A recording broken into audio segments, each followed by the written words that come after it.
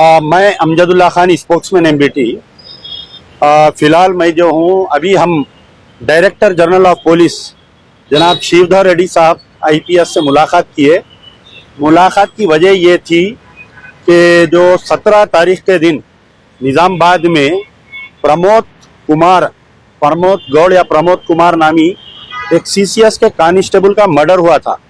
Murder होने के बाद में फिर एक शेख रियाज का 19 तारीख के दिन एनकाउंटर किया गया था। मेरे साथ में जो है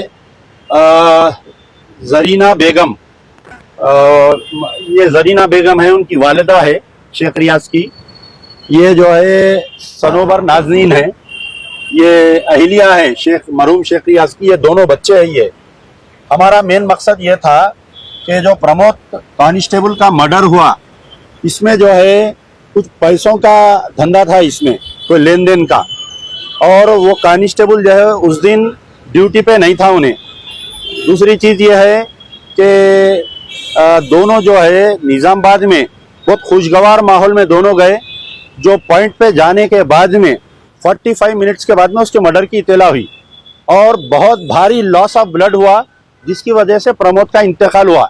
अगर निज़ामाबाद पुलिस टाइम पे उसको किसी सुपर स्पेशलिटी हॉस्पिटल में लेके जाती तो हमारे एक जवान की मौत नहीं होती। तो एक पहला पॉइंट। दूसरा पॉइंट ये है कि ये जो शेख रियाज को जब ढूंढ रहे थे तो उनकी वालिदा को ले जाकर बहुत बेदर्दी से मारे उनकी वालिदा को, यहाँ तक कि उनकी शर्मगाह पे मिर्ची डाल दी है और उनके हाथा पैरा अभी तक पूरे सूजे हुए है। एक एक यानी जो जख्म है, डीजीपी साहब को हम बताए, उनकी अहलिया ये बोधन में रहते बेचारे, तो आरमूर में, वहां पर आरमूर में इनके घर को लाग डाल दिया पुलिस वाले। अब ये बीवी और ये मासूम बच्चे कहाँ जाना बताइए आप। तो ये दूसरी एक पॉइंट है। अभी भी इनको पुलिस वाले मुसलसिल बुला रहे हैं इनको, तो ये बुलाना बंद करिए। और ये सारे बातें थे, हम डीजीपी साहब से बोले, डीजीपी साहब पूरा सुने, मैं इसकी तहकीकात पूरी करवाता हूँ। बोले अगर ये फर्जी एनकाउंटर है तो मैं उसके खिलाफ में एक्शन लेता हूँ, और जो पुलिस वाले इन लोगों को टार्चर करे हैं वो पूरों की मैं तहकीकात करवाता हूँ, तहकीकात करवा के उनके खिलाफ में एक्शन लेता हूँ। बोलो मैं क्या बात हुई डीजीपी से आपकी? हम डीजीपी साहब के पास जाके अब शेख रियाज के बारे में एनकाउंटर हुआ नहीं, जोर से बोलो। शेख रियाज का एनकाउंटर। आप शेख रियाज की अहलिया है? जी, हम शेख रियाज की अहलिया है।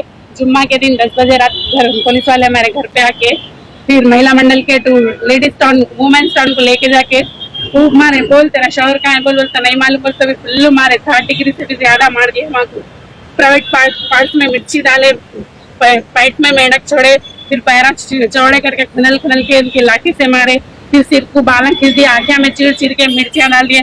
कहाँ बोले वहाँ पैरा से खुनल के फुल मारे, जोर से मारे।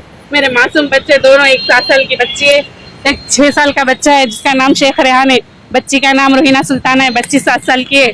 वो बच्चों को भी उल्टा लटका के, बच्चे को लंगा करके उल्टा लटकाए, आँखें में मिर्ची डाले।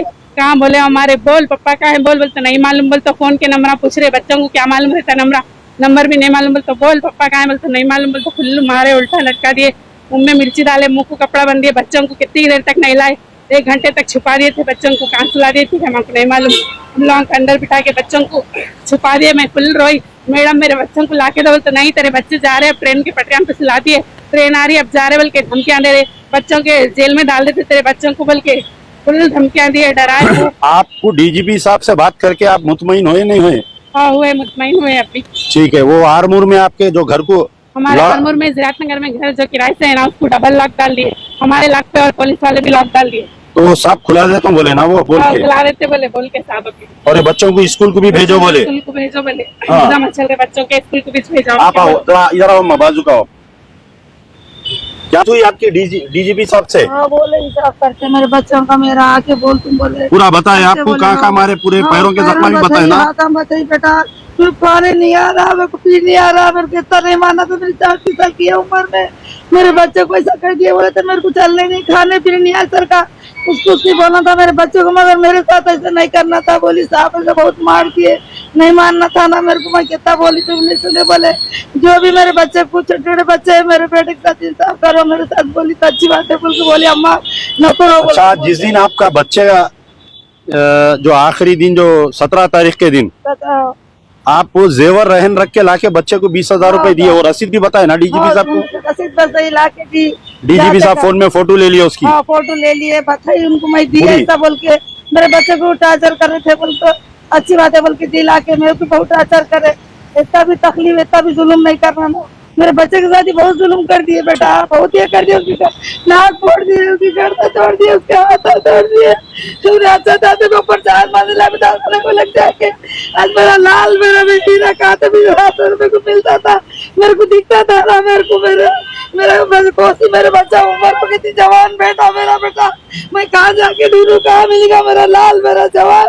मेरा सब मुंह बड़ा करके मेरे बेटे को मार के उसको हाथा तोड़ दिए, पावा तोड़ दिए, गर्दन तोड़ दिए, नाक फोड़ दिए,